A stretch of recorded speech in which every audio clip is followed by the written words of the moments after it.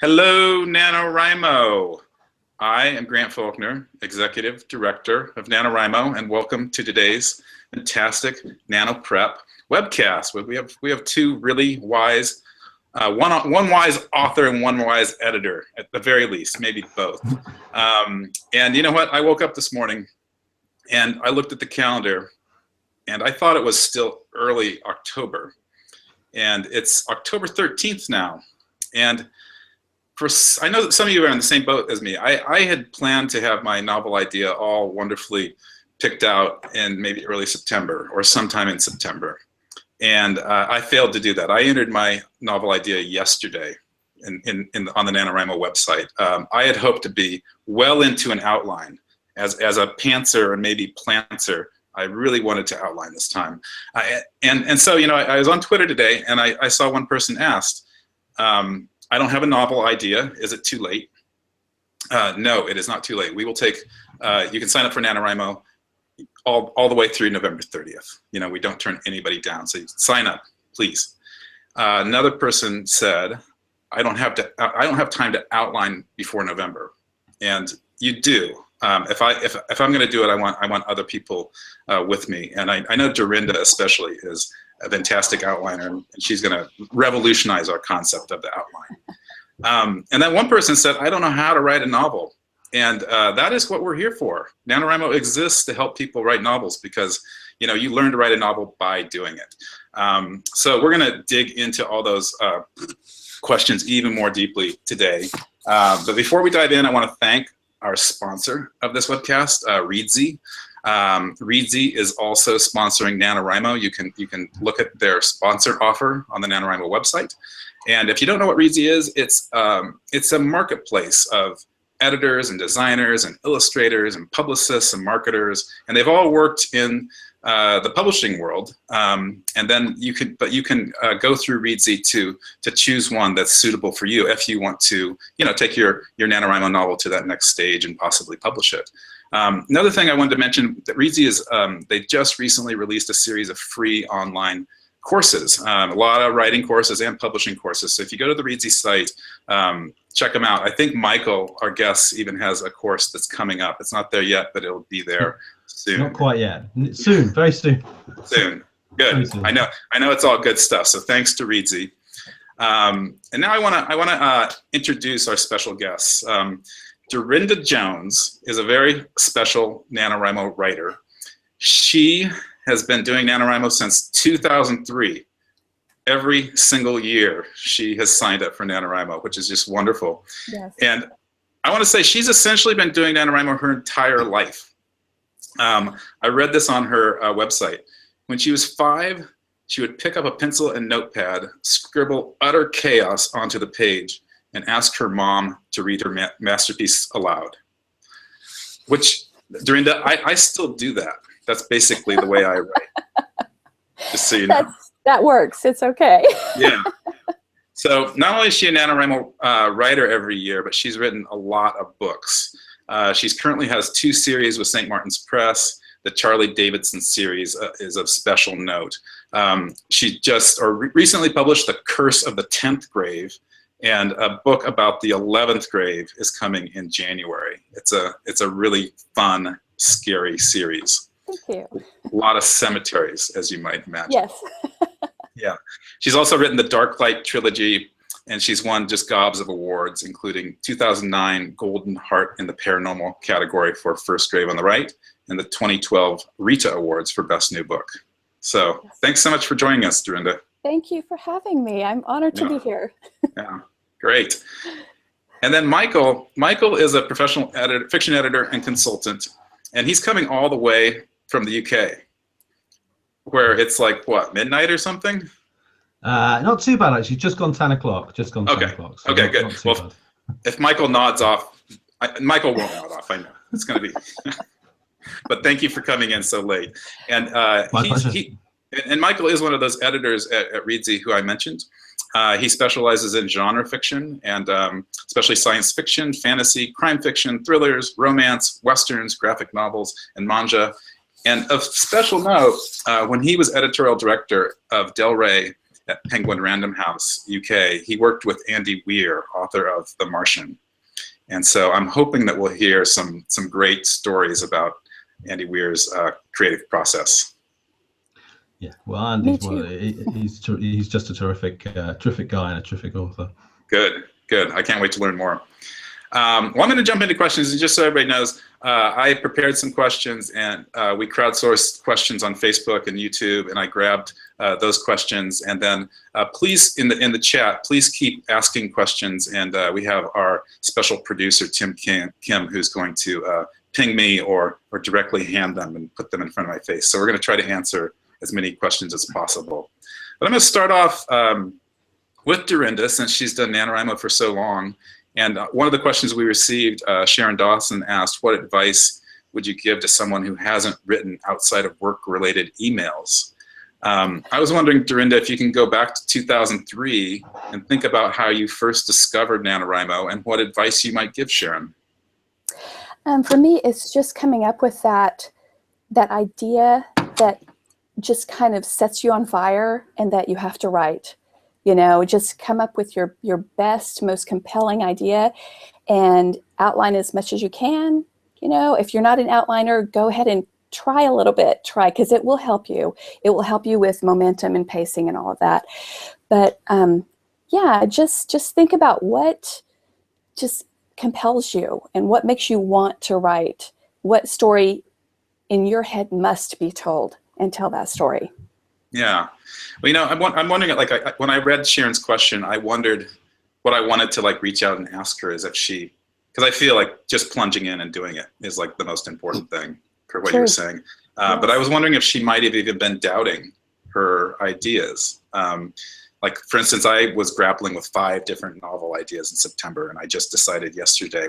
I mean, you said choose the most compelling novel idea. Have you ever gotten a bunch of ideas and had to decide which one? Oh gosh, every day, yeah. That's a constant struggle. And I had so many ideas at one time. Thankfully, I have an amazing agent now. And I just sent her, she said, okay, send me your 5 best ideas, because I couldn't decide what I wanted to work on next. And I sent her 15. Oh, wow.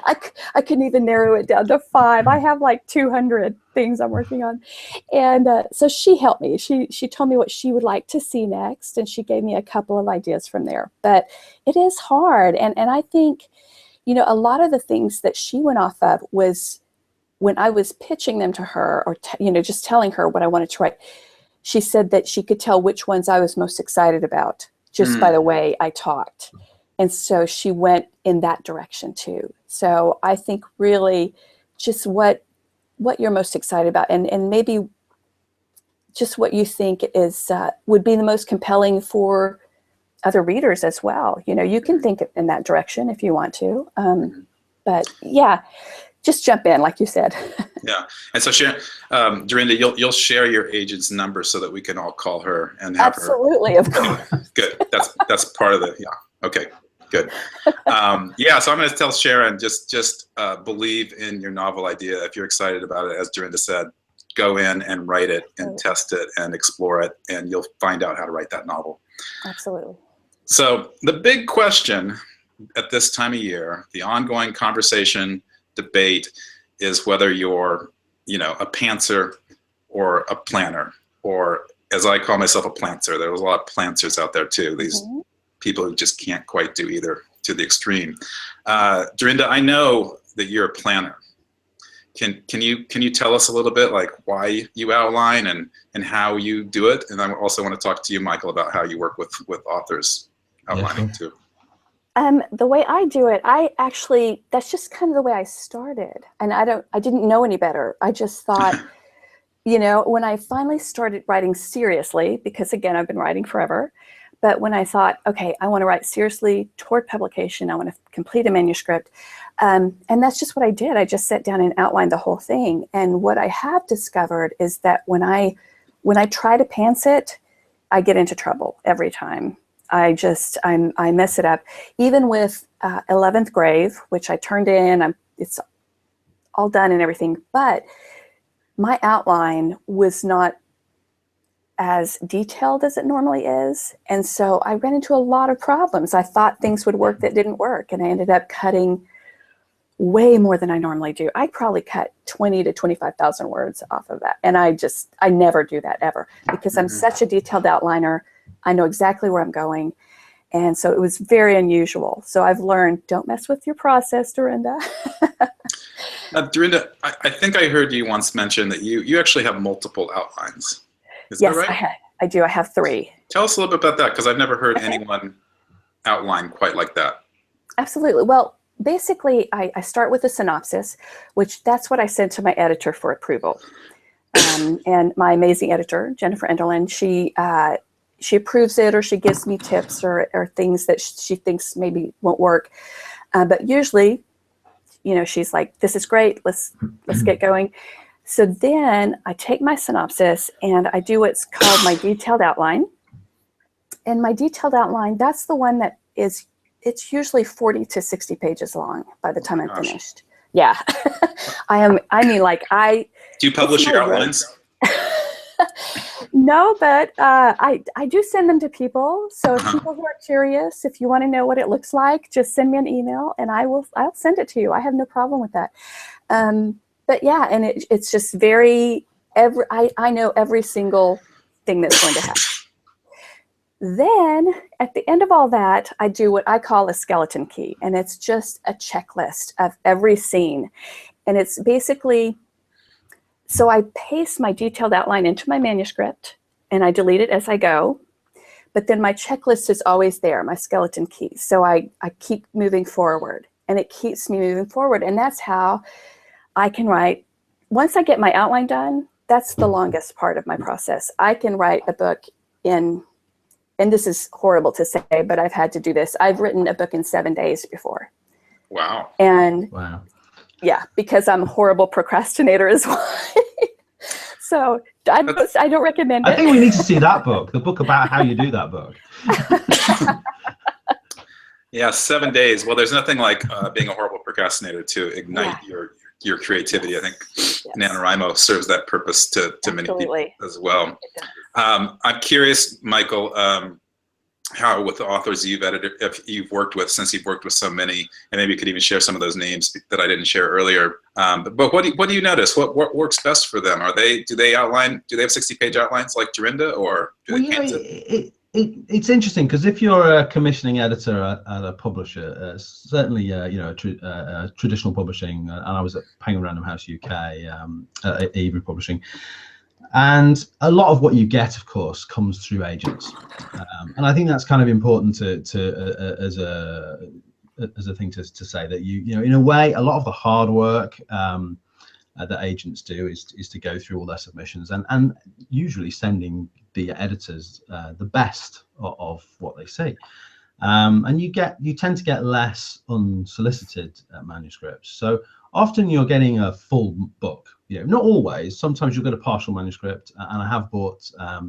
I have bought partials. In fact, a wonderful Liverpool-based author, Debbie Johnson, who we published a couple of books by, because being from Liverpool myself, I was a bit of a, I was reading this book set in Liverpool, and I was like, wow, this is fantastic, it's my hometown and everything, but I had 2/3 of a manuscript, give or take, and it ended on a bit of a cliffhanger, and I went, wow, I've got to buy it now, haven't I? You know, to the agent, you know, I need to find out what happens next. So so you can get everything from a partial to a full manuscript to a manuscript that's for a series, a first in a series, and then, you know, synopsis of what might happen in the subsequent book. So in a way, you're having an easy time of it at the outset.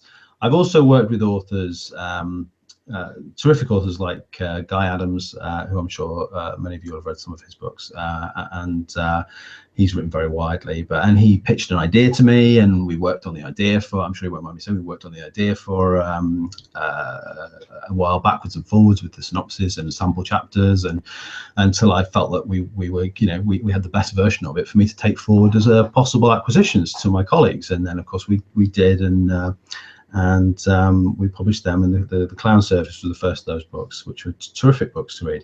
And that's really interesting, you know, because there's lots of different ways you can come to buy a book, to commission a book. Of course, when you're working freelance like I'm doing now, again, you're having people sending you work at all sorts of different points in their process. Some of them are nano books. In fact, you know, I've had a couple of authors who have sent me a manuscript which has come out of this wonderful event, and that's great to see. And some other people have, you know, obviously been slaving for years on the same book and have you know, poured their heart and soul into it, and they're finally ready to show it to somebody. And sometimes showing it to somebody is quite a difficult thing for people to do, I think, because you know, they're sort of exposing their innermost, you know, sort of soul. It's tough to do, definitely, on the page. And you know, a lot of people, I think a lot of people have trouble with that, maybe. But so you get, it's not an easy question to answer, because you see all types of things. Sometimes you'll work on a series with somebody from the very basic idea, and you'll say, okay, well, give me a 3-book, you know, plan. And I had one author who gave me a 120-page synopsis for one book, which was, you know, the whole thing pretty much laid out, except, you know, the dialogue and the sort of key expositional sort of descriptive showing part of the book wasn't there, but it was 120 pages that turned into like a 350, 400-page manuscript. So I'm thinking, wow, I mean, that's super detailed, and the research was impeccable. The whole thing was there, and we changed there was a few little changes here and there, but you know, there's all sorts. I worked with Mark Hodder, who's a wonderful writer, and has won the he won the Philip K. Dick Award, and he wrote steampunk novels. And you know, I was the UK editor, and the American editor was the primary editor, which often means, you know, that they'll have first crack at it, and very graciously allowed me to offer some notes as well. And you know, you read Mark's books, you're almost having to just write stuff on the manuscript to make your sort of to make somebody think that you're owed a paycheck, you know, because I mean, Mark's books, you know, they're so perfect first draft, and I'm sure he goes through several drafts to get it to that point when he submits. Right. Well, that's the lesson of. He's such a genius that, you know, you read it and you go, wow, I'm really being nitpicky here. I'll maybe like mention a little thing here and a little thing there, and maybe there's a scene that there could be a little bit of tweaking, but they're really, you know, they're wonderful. And I've worked with other authors where you've sort of said, actually, you know, how about we take this bit of the book and we move it to the front instead of having it 3 chapters in, you know, and we'll start off with a big push and say this emotional scene for you know, the hook them with a big explosion at the beginning, you know, and let's talk about relationships a few in, and so there's all sorts of interesting things. But I think people do come to it in lots of different ways. The nice thing about having worked as a publishing editor and now as a freelance editor is you get to work on a variety of different manuscripts in a variety of different ways. I've just edited something from a lad who's 14, and he's written 50,000 words, and I was kind of blown away. You know, I was like, wow, what was I doing when I was 14? I can't even, that's why it wasn't writing a novel, that's for sure. You know, so. I know, Michael. That's why we're here. We have. I'll talk to 18-year-olds sometimes, and they not only will have written one novel, they've written 6, 7, 8 novels. You know, I had only written a short story at that point in my life. I mean, I try and justify it to myself by saying, because I'm going to have my first crack this November. Right. Oh, good.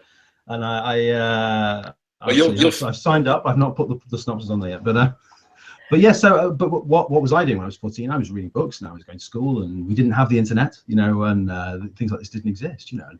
I got all my books from the local library and the local bookshop that had a very small selection of things. So it's a wonderful opportunity now, I think, that kids have got to young people to jump in. So. Yeah, I was going to say, Michael, it's great that you said that so many different authors have different approaches, because I think, you know, we've talked a lot about outlining here, but you know, I find I talk to so many writers during NaNoWriMo, whether they're published or not published, or whether they have any aspirations to publish or not, and I hear that whole spectrum from pantser to planter to plotter, and I think NaNoWriMo is a great time to find what works for you.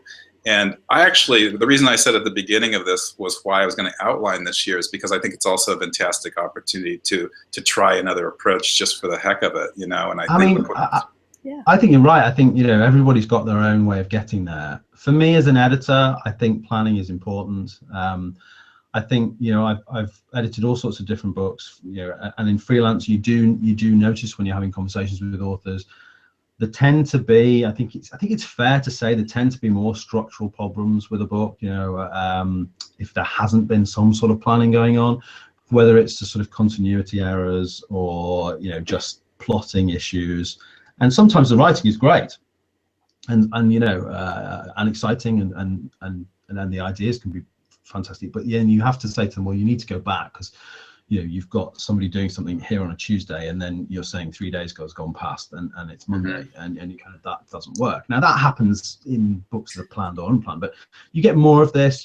I think you get a lack of world building sometimes when people don't do a bit of planning. I'm actually going to talk about world building in a minute. Can we say? Yeah, so I think, but I mean, then again, the whole point of Nano is to, in a way, stop the prevaricating that you can have if you're just planning and planning and planning and planning. Right. I've known people who've planned and planned and planned novels and never written any of them. Exactly. And I knew one person who created, you know, went on the computer and got a program to create planets, you know, and worlds, and created a fantasy world and started doing all that kind of stuff, and he never actually wrote the book. I know another guy who did that and is now a published author and doing really well, you know. So I mean, it's horses for courses, isn't it? You know, but there's no one. I think, but I like the idea of doing a bit of both for this particular, you know, for the November. On that note, Nano. Sorry to interrupt, but this is a question that came in from Jenilyn Cloward Barton, and I think this will be a good one for Darynda. Is how do you balance between planning things out and leaving room for creative spontaneity, which I think is so important in any creative endeavor? How do you know when to stop planning and start writing? Well, for me personally, like I said, I plan every single moment of my books, but you know, when you're writing, things just happen, and you come up with ideas that you never would have come up with when you were outlining. So of course, you're not going to, I never stick to my outline 100% ever. I would say I probably stick to it between 80 and 90%. Because the most amazing ideas come about while you're writing, things you just never saw coming. So definitely, again, that's individual. It's everybody's a little different, but just because you outline, even to the degree that I do, does not mean that you can't throw in new things as you're writing, because trust me, you'll have 1,000 ideas as you're writing. So it's all good. I think that's really interesting. That's really interesting, Yeah. though, because you say 10 to 20% maybe is stuff that is, you know, more spontaneous. But if you think about that in real terms, if the average length of a novel is roughly 100,000 words, which I know it isn't always that big or that small, but that's the one people talk about a lot, that's 10 to 20,000 words, which is a huge amount of space to do different things. I mean, that's whole chapters. You know, you can make some really significant changes to a book with that amount of leeway. Yeah. So I think that's really interesting to me. Yeah, I always think there has to be some sense of pursuit when you're writing a novel. That's why I tend to be a plantser. If I over plan, I feel a little boxed in the corner. But yeah, everyone has to find their own way through that. Kelly Erickson said on Facebook that she writes scenes out of order. Do you ever do that, Darynda, or do you go straight through the outline? Always. No, I always write out of order. Yeah, I do. So I will say that when I'm doing my outline, as I come up with stuff, I will very often write part of the scene, because it comes to your head instantly the minute you're thinking about it. So especially dialogue, I'll write a bunch of dialogue that I want to go there. So then when I really sit down and start, you know, from page 1, then I already have quite a few scenes written. I almost always write my ending before my beginning, almost always. Wow. So I know how it's, for some reason, endings are a breeze to me. It's the beginning that I have a hard time with. So yeah, I'm definitely out of order. That's fascinating. I take great comfort in that when I open up my NaNoWriMo, my laptop on, say, November 14th, and I'm at a standstill of what to do next, that I can just leap ahead to chapter 38. Absolutely. Like, oh, this is such a nice place to be. Yes. Yes. Anything that keeps you moving forward, just keep moving. Yeah. Yeah. Well, I'm going to, since world building came up, you know, I think that world building is a great thing to be thinking of now, because it's something that you can be thinking about before writing your novel, just kind of like doing research. And so Michael, I know that you have a lot of thoughts on world building. What's your best advice for writers creating new worlds with new rules? Well, I think if you're talking about worlds that aren't our reality, and whether that's a sort of what we'd call in the science fiction and fantasy a second world fantasy, which would be, say, like Game of Thrones, which is set on a planet which isn't Earth, it's a different planet.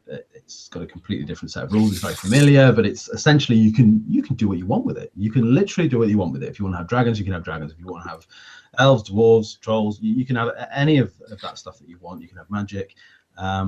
You are literally, the world's your oyster. But I think for me, the thing to when world building and when creating, whether it's a second world fantasy or a version of our reality that isn't quite the same, I think it needs to have an internal logical consistency of some sort. And I think it's important that the author has a good holistic view of that world, even if they don't want to show it to the reader straight away. I mean, you might be planning a 10-book series. If it's a fantasy series, you just don't know.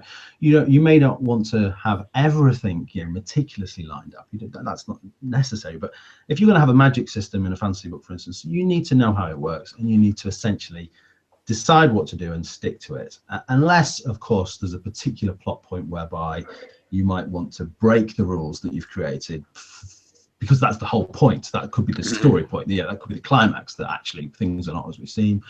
But I mean, you wouldn't want to do it just to solve a plotting problem, I think. So I think you need to decide what you want to do. You need to plan it out on some level. You need to work out, you need to think about, what is the geography like? What is the culture like? What are the languages like? Are you just going to say everybody speaks essentially the same language, English, whatever?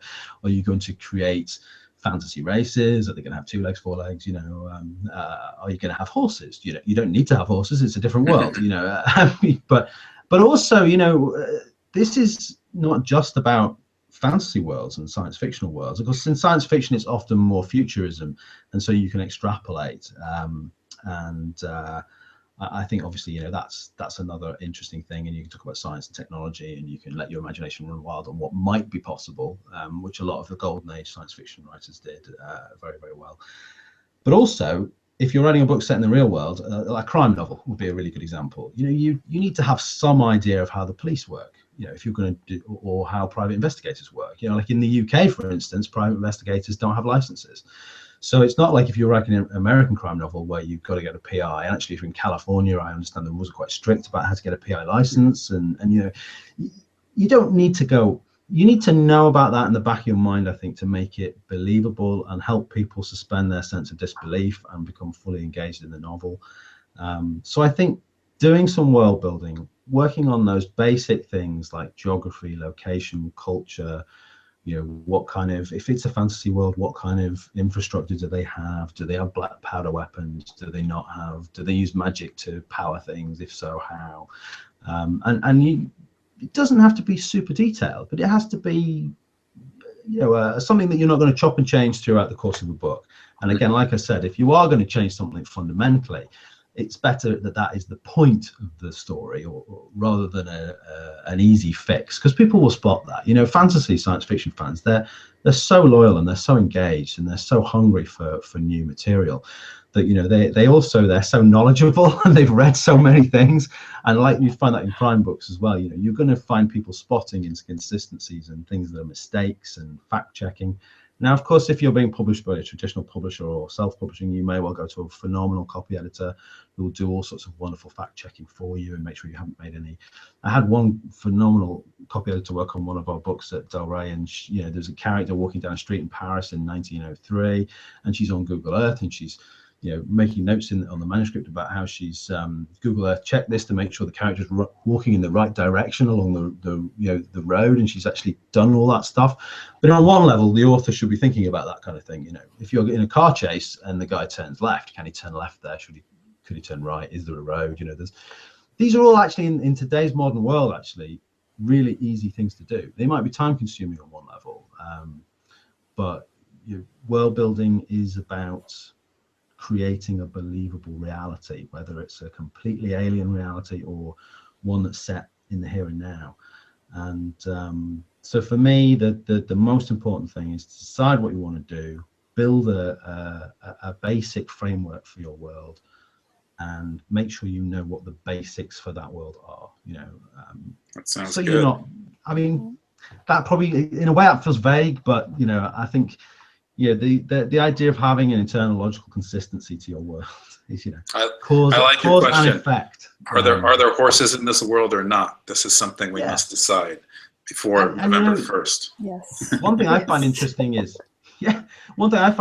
people often will put quotes from like in fantasy books. I mean, I love the author Joe Abercrombie, and he puts like Shakespearean quotes and things in some of his books. In fact, the titles, are taken on, and I find that really interesting because they're not our world, and yet you'll find this a lot in fantasy books. People take quotes, or in books of any kind, they want to use quotes as epigraphs or forwards or whatever. But you think, actually, does that exist in our world? Mm-hmm. Yes. Does it exist in your fantasy world? No. But don't drag me back to reality necessarily. If you're gonna have a horse, fine, have a horse. But I had somebody drinking Darjeeling tea in a book I was editing on a different world to ours. I'm thinking, would they have Darjeeling tea, and why would they call it that? It's like you don't need to. You can do it, but why? Have fun with it. Call it something else, So yeah, there's. I think it's exciting when people get to do the world building now. That's great. Darynda, as one who definitely is in a different world in your novels, how did you do some of those things Michael talked about, and do you have any tips for people doing world building now or thinking about it? Yeah. Well, what I did was, I wanted, this kind of supernatural underworld in our everyday world, so that I came up with the rules for that world and what could be done and what couldn't be done. And then, of course, as they go along, my heroine is learning more and more about herself and what she can do, because at first she really didn't know that much. And so as we've gone along, she's learned tons about herself and about the hero and all kinds of stuff. So your world can evolve. And that's always fun because it keeps the reader guessing, and you can have new twists and things. But I love what Michael said, is that don't create the rules and then just randomly break them just because, it doesn't work in this book. It worked in that book, but it doesn't work in this book. So it didn't apply anymore, unless that's the point of the story. I think that's really important. And also, just getting, like he was saying, your whole, this holistic view of your world. If you've got that down, because once you go into Nano, once you start, you don't want those things tripping you up and slowing you down, and where you have to sit there for 5 hours and try to figure out, do I need a horse in this world? Maybe I should have put horses, something like that. So yeah, just have your holistic view ready and then go from there, but don't be so detailed, again, that it's stopping you from moving forward. Mm-hmm. You're all right with cats, though, because cats, I think, exist in all worlds. So, right, exactly. So, exactly. I think we can all agree that they should be in both. Exactly. Yeah, yes. make sure that, no matter where you are on no matter what planet, a cat can be there. Yes, absolutely. Perhaps drinking a cup of Darjeeling tea. Yeah. That will then disappear when Michael is editing it. Yes. Sorry, or be called something else. Yes. Well, yeah. I think, but what you're talking about though with your books, I think is what I find fascinating about things like urban fantasy or paranormal romance or any or contemporary fantasy, whatever we want to call it, books set in our world that have magic in them. Which, let's face it, these books have been around for as long as I can remember. But right. The wonderful thing about them is where the worlds interact and interconnect. The opportunities that you have as an author, I think, Absolutely. are fascinating. Because that's one of the reasons why the Harry Potter books and things like that are so popular. When you get the real, our real world interacting with some sort of otherness, it's brilliant because people have something familiar and yet something strange at the same time, or exactly otherworldly. And I think that's why it's become such a popular theme in fiction these days, across all genres of fiction, in fact, from lit fiction, whether we call it magic realism or we call it, urban fantasy, I think it's a terrific device for an author to play with. Right. It's fun. Yeah. Darynda, I was curious, since you said your world building or your world evolves, with your series. This is something I always even wondered when we were talking about outlining. Do you outline just one book, or are you outlining like up to book 15? And does that also include this kind of evolution of the world? I kind of, not really. What I do is I come up with the big ideas, like the black moment, the major thing that's going to happen, that's going to leave readers, breathless. They're just with anticipation. Hopefully, that's the idea. But really, no. I will say the most I've done was when I was writing Sixth Grave, I came up with 6, 7, 8, and 9 right there at the front. But that's really the most ahead I've gone. For the most part, they just kind of, I write that one really as I'm writing one, I'm coming up with ideas for the next one. So I have a document open and I'm constantly making notes. This happened in 11th. So this could happen, we could go further with this. And I have all kinds of threads going on at the same time and many layers, and hopefully I'm able to weave them together in a interesting and fun way. Cool, that's great. That's interesting. I've always wondered the answer to that question. This next one, I'm curious, it's related to world building. It has to do with research. And I think, Darynda, you made the good point earlier that don't get hung up on something you don't have figured out to stop your nano novel. You can go through that and do it later. If there are some inconsistencies in your world, or if there's something you need to research on November 15th, don't let it block your novel. But also, your research can be a great igniter of your novel. It can keep you going throughout the month. And so I know, Michael, working with Andy Weir, I know that you've said that he's on one far edge of the research spectrum, and that he, researched the Martian extremely. Of course, Andy had very successfully self-published The Martian before my then colleagues in America had bought the book, and then we shortly bought it off them. And while there were some changes to the book, but they weren't very significant changes.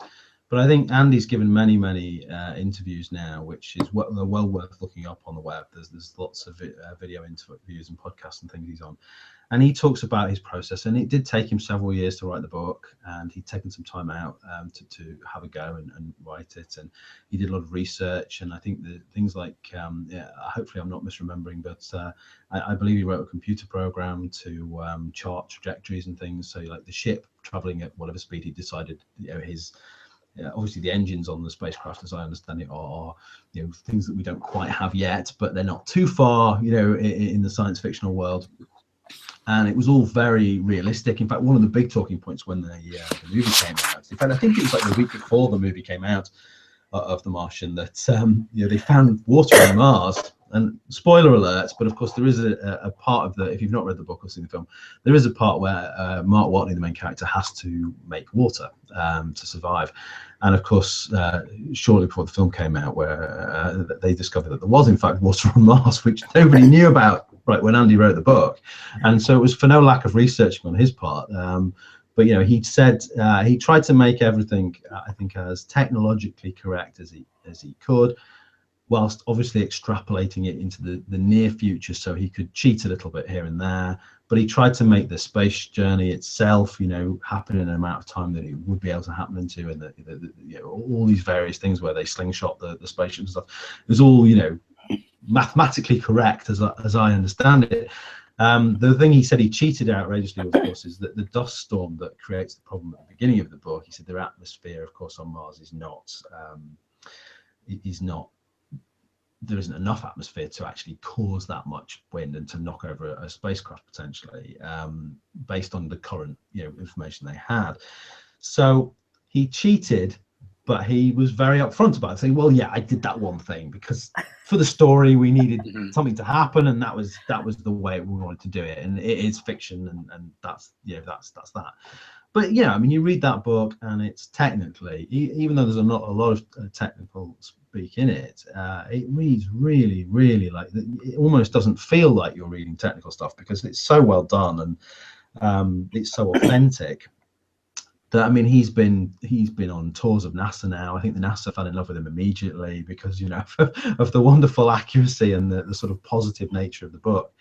So, I mean, he's what we would call, on one level, you could call The Martian hard science fiction, which is, you know, science fiction that is about, you know, science and extrapolation of future technology and things. Other people would say The Martian wasn't a science fiction novel at all, because a lot of people have read it and thought of it as, you know, just an adventure story, a thriller, you know, man versus environment, you know, Robinson Crusoe in space, essentially. So that's really interesting, that it's a book that has an audience that some people think of it as almost, you know, the archetypal hard SF book. And when we talk about that, we're thinking of authors like Arthur C. Clarke, who of course invented the concept of the geosynchronous orbital satellites, and people like Isaac Asimov, famous, you know, scientists who wrote science fiction. And then of course you look at other famous science fiction writers like Ian M. Banks, the late great Ian M. Banks, and certainly based on an author event I was at, that he was at, he said, somebody asked him about research, and because in his books, especially the culture novels, he doesn't really talk about these wonderful far future universe and how the science works. You know, just spaceships can move themselves around and walls and things and reshape themselves, and he doesn't bother to explain how they do it. They just do it. It's just something that happens. You know, they won't need to travel faster than light, they travel faster than light. He doesn't worry about the science behind it.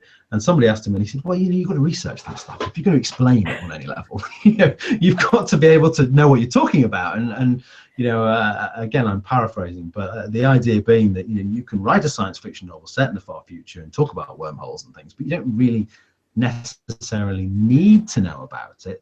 You've got to be very good. You've got to be good to get away with it and write it in the right way. Otherwise, the science fiction fans who do know a lot of science, and there are a lot of them out there, will quite rightly go, hang on a minute, you probably couldn't do that. Time travel is another interesting one. You know, I mean, there's so many books with time travel in, and there's more coming all the time. It's one of the most popular themes in science fiction. And of course, there are well-known paradoxes in science fiction. You know, there's the butterfly effect, and there's the grandfather paradox, and all that kind of stuff. You know, if you go back in time and, you know, essentially sleep with your own, you know, your own grandmother and become your own. You know, how does that Michael, work?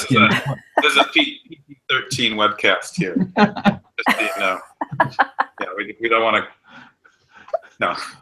Yeah, time travel does pose a lot of. We'll cut that bit out. Yeah. But yeah, so anyway, lots of theories, lots of different things that you can research.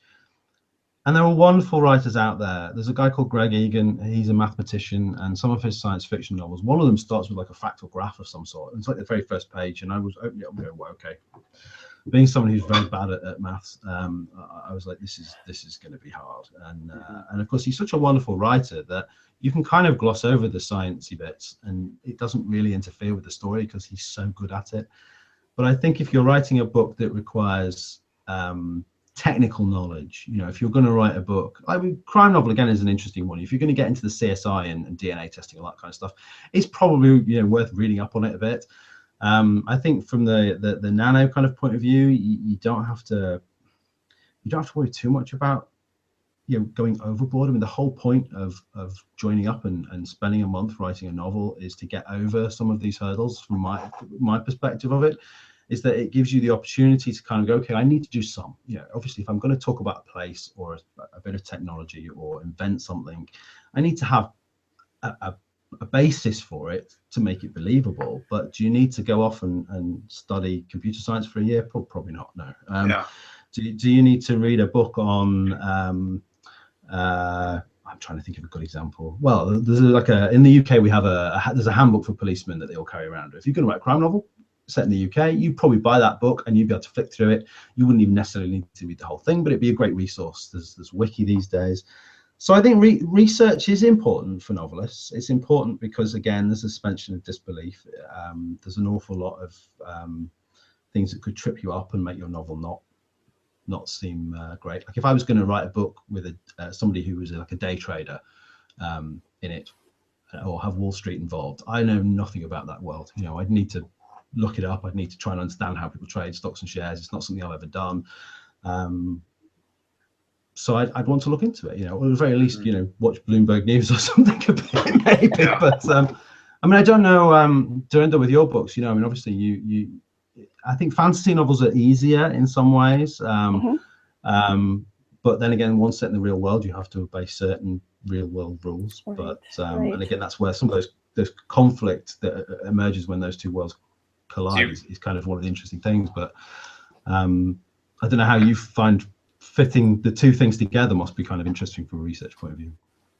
Absolutely. That's part of the fun. Like Grant was saying, that, where our everyday world meets the fantasy world, and that conflict that happens when they come together. And that's half the fun, definitely.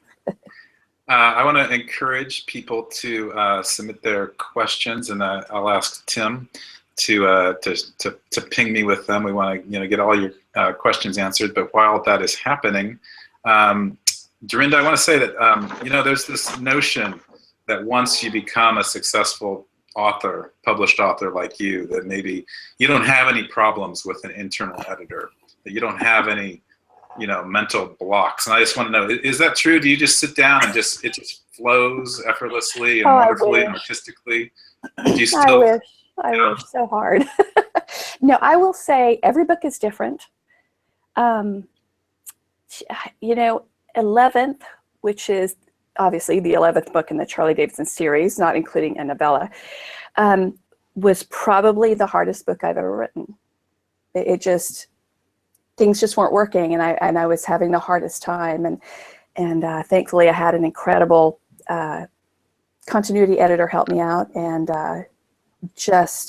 so it came along beautifully, but it was the hardest book I've ever written. So that's the 15th.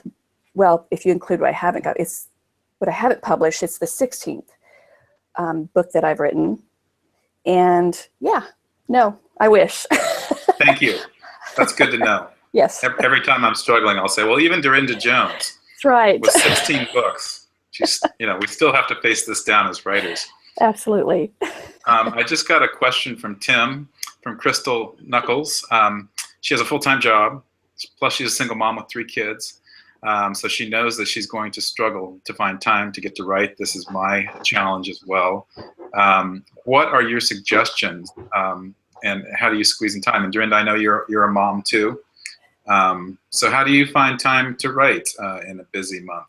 Yeah, when I was working full-time and had kids, and there was at one point I had 4 jobs. It was absolutely ridiculous.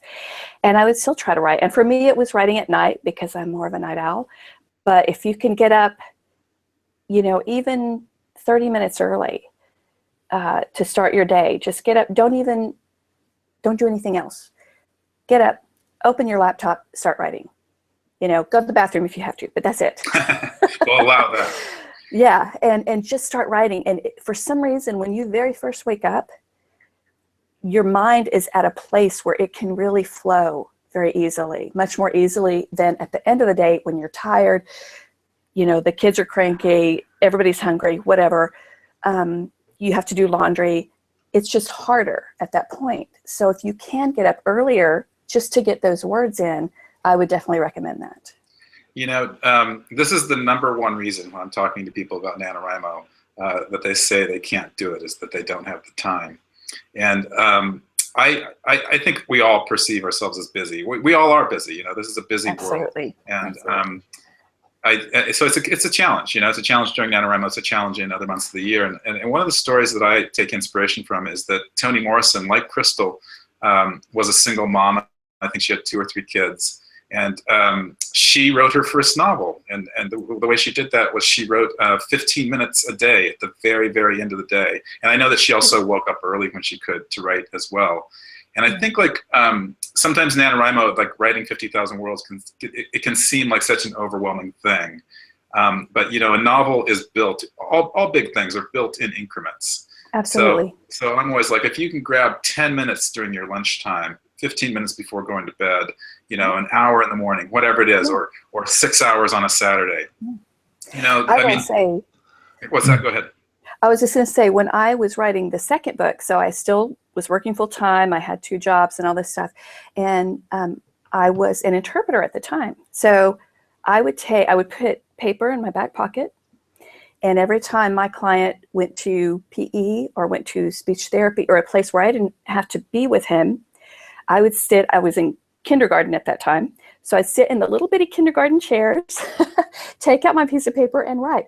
And what is that called? Longhand? I wrote that second grade longhand in 10-minute increments for over 2 months. I would easily get 1,000 words a day doing that, easily. So definitely. That's great. I think, yeah, having paper and pen with you all the time or some sort of writing device helps a lot. Because we all have those little moments in the day. I also might recommend turning off social media for blocks of time. Yes. I'm the most distracted writer in the class. That's a fascinating thing, because I think if you look at productivity websites, and we all, I guess all of us these days are interested in productivity to one level or another, but one of the things that crops up again and again and again on anything is don't check your email too often. And some people say check it once a day. And some people say, well, clearly I can't do that because the nature of my job means that I have to be available to respond. But somebody says no more than 3 times a day. Check it once in the morning, once at lunchtime, after lunch perhaps, and once before you go home for the day. I thought, wow, the power to be able to switch off your email in the modern world. If you've got a day job and you're trying to write at the same time, if you can do that not check your home email or your social media or Twitter or Facebook or not worry about it. It must be just phenomenally helpful. But I think all of us I certainly find, like, if the phone rings, I have to answer it. I can't screen call. This is hardwired into a job I had where I had to answer the phone if it rang, and I was like, I can't now not answer the phone when it rings. But you don't always have to answer the phone, do you? But yeah, the distractions of social media. Of course, as a writer, I guess when you're publishing things, publishers will say you must be networking and all that. But when you're in this lovely period of writing the book, of course, for a published author like yourself, I guess you have an obligation to do a bit of both, don't you? To be on social media, but also to find time to write. But right. That's great advice. So I'm gonna ask Crystal to email us with her success story on November 30th about how she found the time to write 50,000 words. I hope you'll do that, Crystal. Another question from Nederson 1195. How do you make unique, logical magic systems? I think this goes back to world building, but maybe the logic part and the unique part. Anybody want to weigh in on that? Well, I suppose if there was a golden bullet answer, I suppose somebody would be making a lot of money out of it. But so I guess, I've read an awful lot of fantasy books through my life, and everything from like David Eddings' Will and the Word to Raymond Feist's magician books, where there's 2 different kinds of magic, and to it goes on and on and on. Where Stephen Erickson's books, where the magic is complex and almost beyond belief. And I think, on the one hand, you don't. Does it have to have a unique selling point? It helps. It helps with anything like that to have something unique about it. Is your magic going to be based on rocks or spells or fruit? It could be anything you want. But having a hook there, a unique USP is a good. I think you need to start with what do you want it to be able to do for your story, and how might it work, and hash it out. I guess there are no new ideas, are there? But I'm sure it's not too hard to find variations. But Darynda, you've done it, haven't you? So you must have magic in your books, which presumably follows rules that you've tweaked to your own specific likes. Absolutely, yeah, absolutely. And for me, it's funny because I've never had anybody write in and tell me, oh, I didn't believe this, or I didn't believe that. So I've actually questioned myself. I'm like, well, what am I doing right that nobody questions my world ever? Like, it just never happens. They'll question the weirdest little things that to me are logical, but like as far as the supernatural elements and everything, very rarely do I get any kind of, comments as disbelief. So I think just as writers, you just write it like it is an everyday part of your characters' lives. And that's just the way it is. And it has to make sense.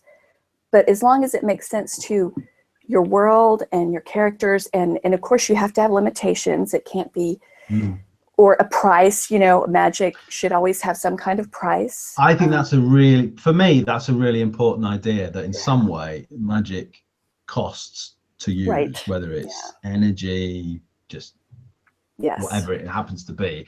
I think that's a really interesting concept that people can finesse in different ways, but I like the idea that magic has costs. Everything should, you know, using a resource of any kind in a way has a cost to it, doesn't it? So absolutely, yeah, that follows a kind of an interesting universal idea. Yes, very true. Here's one. This is a super challenging question, I think, at least for me. It might not be for you, Darynda, as an avid outliner. The question is, any advice for creating unique subplots? For me, you know, what I do is I take, so my main character is Charley Davidson. She's a female private investigator who was born the Grim Reaper. So I take, but she's surrounded by this incredible, I love this cast of characters, and they each have their own personalities and they each have their own little quirks. And so I just bring in their little quirks a lot of times, or something that they're vulnerable to, and I'll add a little mystery there or something. But I think just to base it around something that you've set up, you know, and so you have your main stories, you have your main plots, but then the subplots should not overtake your story, obviously, and should just be like little side trips, like you're on a road trip and you go off to see the Grand Canyon real quick and then you come back, you know. Yeah, so just little fun snippets. I think of them as kind of snippets, but I do have a lot of subplots, I will say. I have a lot of layers. I don't know, it just kind of happens when I'm outlining. Things just come to me. I don't know. I know that's a bad explanation. Sometimes it is mysterious how it happens. Yeah. It's hard to say. Yeah. I think we've got just a few minutes, and you know, I was at this writing conference recently, and I'd never been asked this question. They had us all come up and introduce ourselves with our favorite writing tip and the worst writing advice we've ever received.